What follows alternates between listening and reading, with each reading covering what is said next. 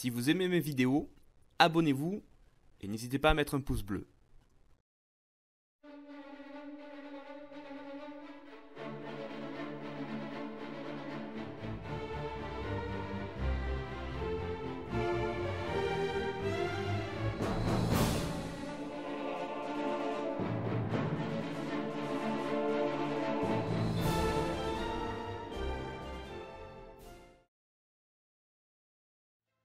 Bonjour à tous et bienvenue pour ce nouvel épisode du Point Technique.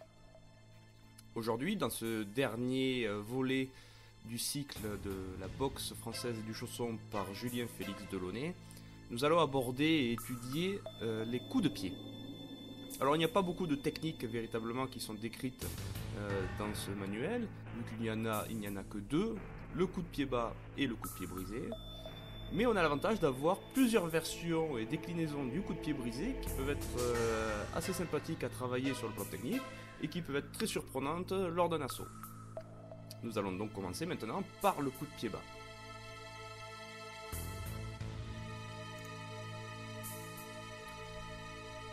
Alors le coup de pied bas est une technique relativement simple à exécuter, puisqu'il n'y a pas de mouvement d'armée, il suffit juste de balancer la jambe pour venir frapper avec l'angle de la chaussure au niveau du tibia de l'adversaire.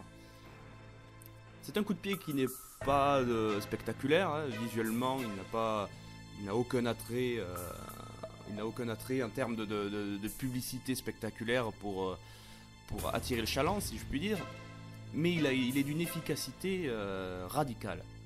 En effet, avec ce coup de pied, lorsque vous l'exécutez bien comme il faut, c'est-à-dire en balançant la jambe et en la raidissant le long de la trajectoire pour venir frapper avec l'angle de la chaussure et donc la jambe bien raidie comme un bout de bois, vous venez donc percuter le tibia, l'endroit où il y a il n'y a que la peau et l'os, on va dire, et vous venez frapper vraiment vertement au niveau du milieu du tibia, et bien vous allez vous apercevoir très très vite que votre adversaire va avoir vraiment très mal. Et si vous redoublez cette frappe au même endroit, sur la même jambe, nous sommes quasiment au hors combat. Tout simplement parce que l'adversaire ne sera plus en mesure de marcher ou de se déplacer, ou il sera sujet à de vives douleurs.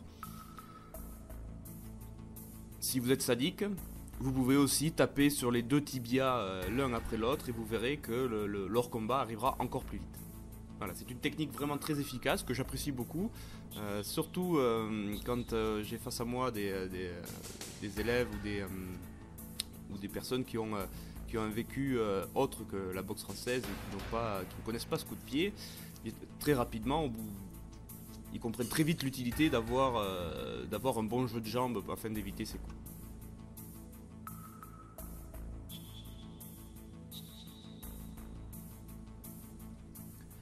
Passons maintenant au coup de pied brisé en arrière. Alors ce coup de pied deviendra par la suite dans la version moderne ce qu'on appellera le coup de pied fouetté, mais dans la dénomination de Julien Félix Delaunay, on l'appelle donc coup de pied brisé. C'est un coup de pied que l'on arme, à contrario du coup de pied bas qui est un coup de pied balancé, donc on envoie la jambe directement, le geste part de la cuisse. Là, sur les coups de pied armés, tel le coup de pied brisé ou d'autres coups de pied comme le chassé par exemple, eh bien il faut positionner les hanches, gainer la cuisse dans la direction, enfin dans l'azimut qui correspond à la cible que l'on vise, et déployer très vivement le genou pour venir frapper avec la pointe de la chaussure. Donc vous pouvez voir qu'il faut absolument avoir un alignement correct entre la cuisse et le tronc. S'il y a un angle entre votre corps et la cuisse, eh bien vous allez avoir des douleurs qui vont apparaître au niveau des fessiers notamment et au niveau de l'articulation parce que votre corps n'est pas bien aligné. Donc il faut bien respecter cette mécanique. Il faut d'abord placer le corps comme il faut afin de pouvoir détendre la jambe et venir frapper avec la pointe du pied. Donc on ne frappe pas avec le dessus du pied ou avec le tibia, mais avec la pointe de la chaussure. On est bien d'accord sur ça. Nous ne sommes pas dans une pratique pieds nus, on est dans une pratique avec des chaussures, donc les pieds chaussés, donc on frappe avec la chaussure. Donc je répète, Bien placer le corps dans l'alignement face en direction de la cible, placer la cuisse, la gainer, la lever, pointer la cible avec le genou, hein. Plus vous levez le genou, plus votre jambe montera haut, et ainsi de suite, et puis déployer la jambe jusqu'à venir frapper la cible visée. Et dans la foulée, ramener la jambe, pensez à réarmer pour ne pas vous faire attraper.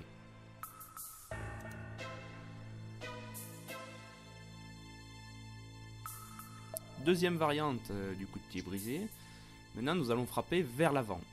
Donc, il se nomme le coup de pied brisé en avant.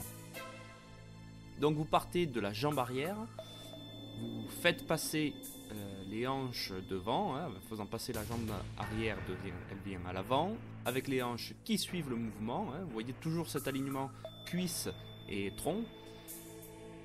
Il y a toujours l'armée, que l'on peut imager sous une espèce de talon-fesse.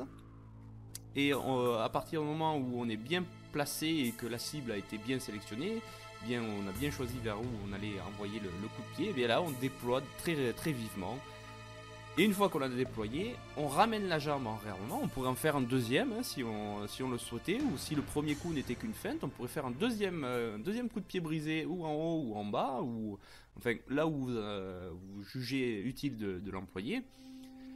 Et si vous ne donnez pas un deuxième coup, le fait que vous ayez déjà réarmé vous permet de ramener la jambe plus facilement afin de vous repositionner en garde en vue ou d'une parade ou d'un déplacement ou d'une autre attaque faite différemment.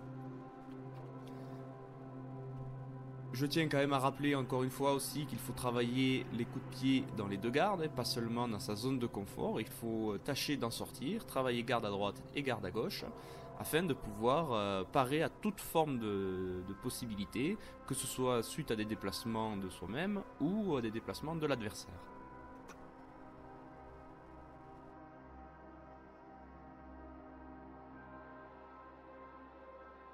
Exercice numéro 13, le coup de pied brisé en tournant en avant.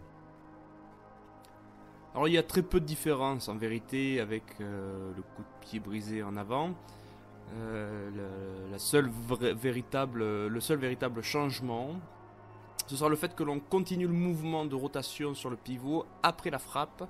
Donc c'est-à-dire qu'on revient en garde en faisant un tour complet autour de son pivot. Donc vous pouvez le voir, le début est tout à fait identique.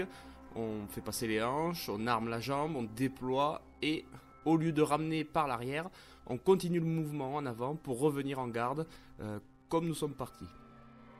Alors l'intérêt de continuer à tourner comme ceci, en fait, je l'ai compris avec le jeu des saisies en fait. Si on essaye de vous attraper la jambe en ouvrant en vous attrapant par l'extérieur, en vous bloquant le pied contre les côtes et en vous attrapant avec et que le bras vous attrape la jambe en vous entourant la jambe.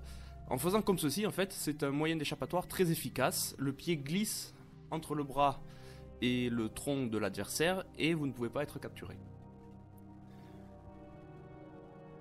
Non content de cela, vous pouvez aussi enchaîner avec un coup de pied de la jambe d'appui par un revers ou un chassé ou autre. En fait, voilà, c'est un départ, véritablement un départ pour un enchaînement. Il faut faire attention à ne pas se laisser emporter par la jambe et aussi ne pas prendre la manie de balancer le pied en fait.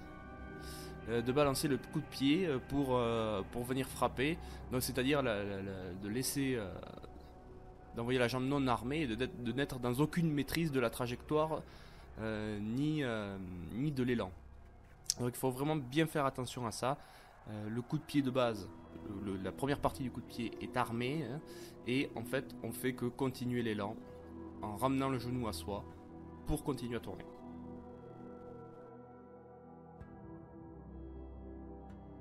Enfin, nous allons terminer notre étude avec le coup de pied brisé en tournant en arrière. La façon de faire est assez commune pour ceux qui ont l'habitude de faire des coups de pied retournés. Vu qu'il suffit en fait de pivoter sur la jambe avant, c'est ce que j'appelle tourner dans son intérieur, donc c'est-à-dire qu'on se retourne en faisant passer la jambe arrière derrière soi. Et on vient frapper, donc, quand on a l'habitude sur les autres techniques, on vient frapper sur un chassé latéral ou un revers latéral. Et bien là, en fait, on ne vient ni faire un revers ni un chassé, mais on vient faire un coup de pied brisé, c'est-à-dire que la jambe ne frappe pas immédiatement quand elle arrive, elle fait une espèce de... Elle contourne la cible pendant l'armée, et vient frapper sur un angle qui n'est vraiment pas habituel sur les coups de pied retournés. Donc je vous laisse voir un peu la méthodologie, donc, vous voyez. Je place le poids de mon corps sur la jambe avant, je me retourne en faisant passer la jambe arrière devant, et pendant le retournement, j'arme la jambe, puis lorsque la cuisse, mon tronc et l'arrière sont bien alignés, je projette mon pied pour frapper. Et ensuite, je reviens dans ma garde d'origine, en faisant un tour complet. Nous allons pouvoir maintenant aborder le chapitre du jeu des parades, maintenant que nous avons vu tout l'aspect technique offensive. Nous voyons donc en premier la parade du coup de pied bas, qui en fait n'en est pas une, mais qui est une esquive de la jambe cible.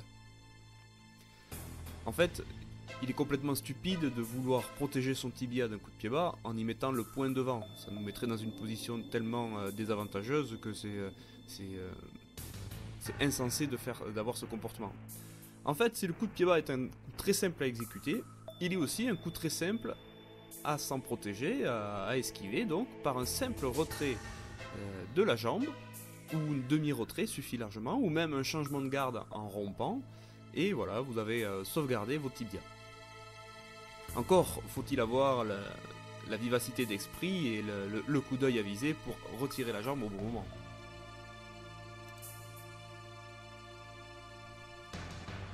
Voyons maintenant les parades sur les coups de pied brisés.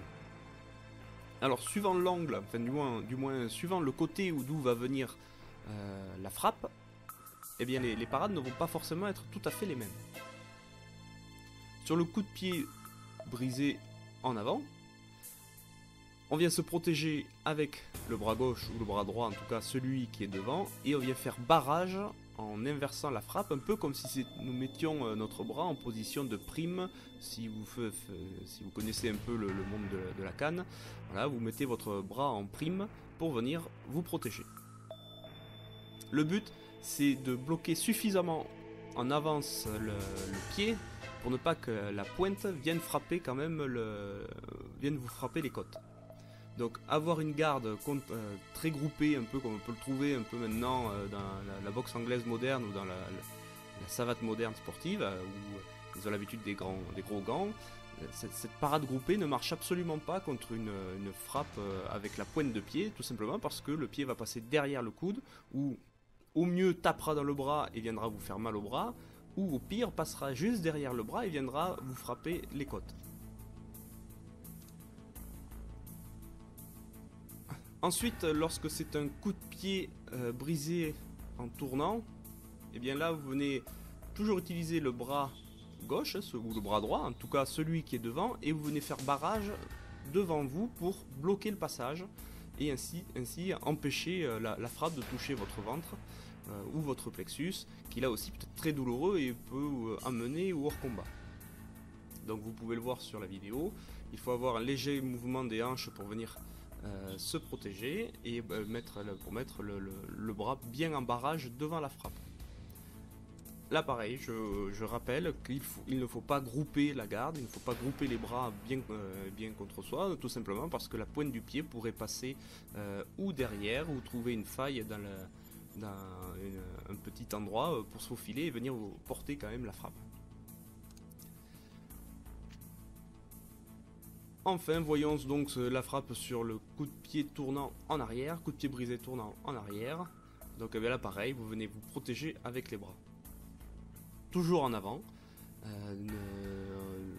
toujours le même principe, on vient bloquer la jambe avant qu'elle n'arrive trop près, avant que le pied ne puisse toucher. Donc il faut bien comprendre la différence qu'il y a entre les arts martiaux français du 19e et les sports de combat modernes qui sont pratiqués avec les gros gants modernes d'anglaise eux aussi, c'est la stratégie défensive est radicalement différente. En fait, quand vous n'avez pas ces gros gants, qui sont très protecteurs parce qu'ils bloquent un large volume et qui sont rembourrés, donc ils encaissent bien. En fait, quand vous n'avez pas ce matériel, eh bien, il faut absolument utiliser vos bras comme un écran protecteur. C'est qu'on rentre dans un principe de défense active. C'est la parade vient frapper l'attaque pour l'empêcher de passer.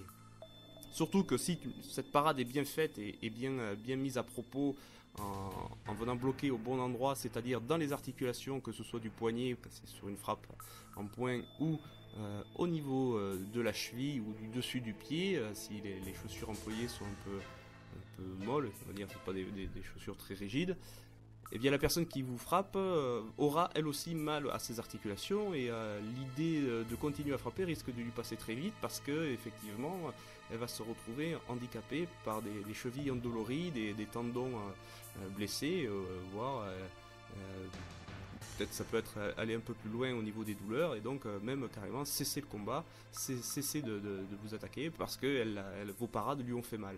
Vous n'avez pas porté d'attaque, mais vos frappes de protection, qui sont donc des parades, l'ont rendue inopérante pour la suite du combat. Cet épisode est désormais terminé. J'espère qu'il vous a plu et qu'il vous aura appris les façons les plus simples pour donner de bons coups de pied et de bonnes parades. Sur ce, je vous dis à la prochaine. Entraînez-vous bien et amusez-vous bien.